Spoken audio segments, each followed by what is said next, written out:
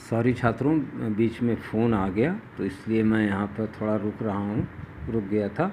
आगे बढ़ते हैं हम लोग। स्किन इफ़ेक्ट क्या होता है? तो स्किन इफ़ेक्ट का हम बताएं आपको कि किसी पर चालक के भीतरी भाग में अनावश्यक जो रेजिस्टेंस उत्पन्न हो जाता है, इसी को हम स्किन इफ़ेक्ट कहते हैं।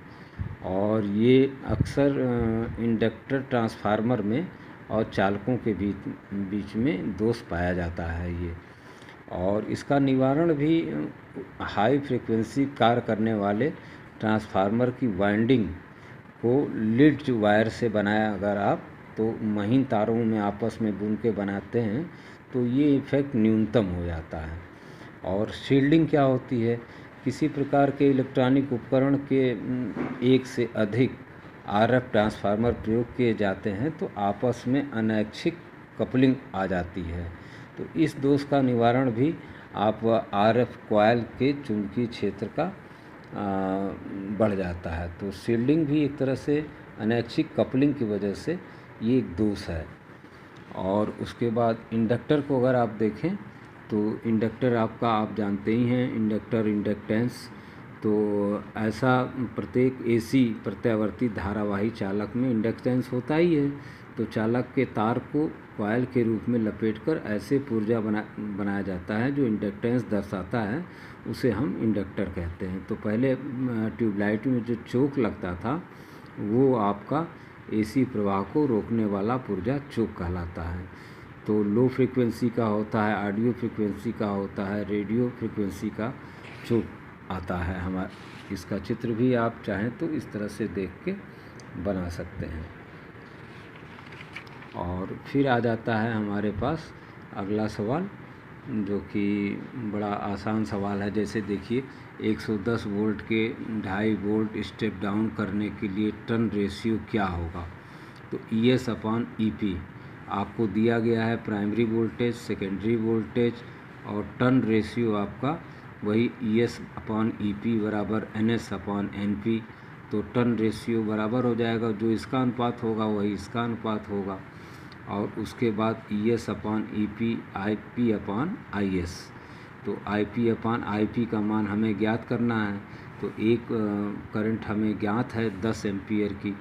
तो इस तरह से सवाल भी आप इस पर लगाना चाहेंगे तो लग जाएगा, क्योंकि फार्मूला 4 तो है, उसी फार्मूले में 4 में 3 अगर दिया है तो चौथे का मान आप आसानी से निकाल सकते हैं। और ट्रांसफार्मर का प्रतिशत भी अगर आप निकालना चाहें N/PO/PI × 100 तो आप इससे भी निकाल सकते हैं। तो ये भी एक सवाल आसान सा सवाल है। तो ऐसा नहीं है कि इस बार सवाल कोई कठिन आएंगे आपके पास, थ्योरी ज़्यादा से ज़्यादा रहेगा। और dust, air dust, variable dust, core type choke जो होता है, आप देखें तो ये चित्र में बना हुआ है। तो इसका भी काम वही है कि इसमें जो है चुंबकीय कोर होता है। ये लोहे के महीन चूर्ण को आपस में बनाकर बनाया जाता है। एक छोटे से आकार में इम्पीडेंस का मान प्राप्त किया जाता है। तो ये इससे जो है कोर की क्षतियाँ जो है आपकी कम होती हैं। अब आप ये बढ़ते हैं हम इसमें। तो लास्ट चैप्टर इसका कक्षा 11 का यही है आपका। तो इसमें आपको जो है आप दिखाया गया है कि AC बोल्ट आप कैसे दिखाएंगे, उसका प्रतीक चिन्ह बनाइए। देखिए वायरिंग अगर आप दिखाएंगे तो उसका प्रतीक चिन्ह कैसे दिखाएंगे। एंटीना आप जर्नल दिखाएंगे तो इस तरह से, डाइपोल दिखाएंगे तो इस तरह से। तो ये प्रतीक चिन्ह है। तो वेरिएबल कंडेंसर आप दिखाएंगे तो कंडेंसर तो आप सीधे सीधे ऐसे दिखाते हैं, वेरिएबल का मतलब तीर लगा देंगे इसके अंदर। और इलेक्ट्रोलाइट कंडेंसर होता है जो गोल गोल होता है, आप देखे होंगे नीले रंग का, तो वो इस तरह से दिखाएंगे। एक तरफ उसमें प्लस का मान लिखा रहता है, किसी भी इलेक्ट्रॉनिक दुकान पे इसे आप देख सकते हैं। गैंग कैपेसिटर होता है जो कि इसके अंदर कई तरह के मतलब कैपेसिटर का मान कम ज़्यादा किया जा सकता है। डायोड सेमीकंडक्टर है। तो एनोड और कैथोड, ये कैथोड पॉजिटिव होता है, तो इस तरह से आप दिखा सकते हैं। उसके बाद लैंप अगर आपको दिखाना है तो इस तरह से दिखाएंगे। IC आप इस तरह से दिखाएंगे।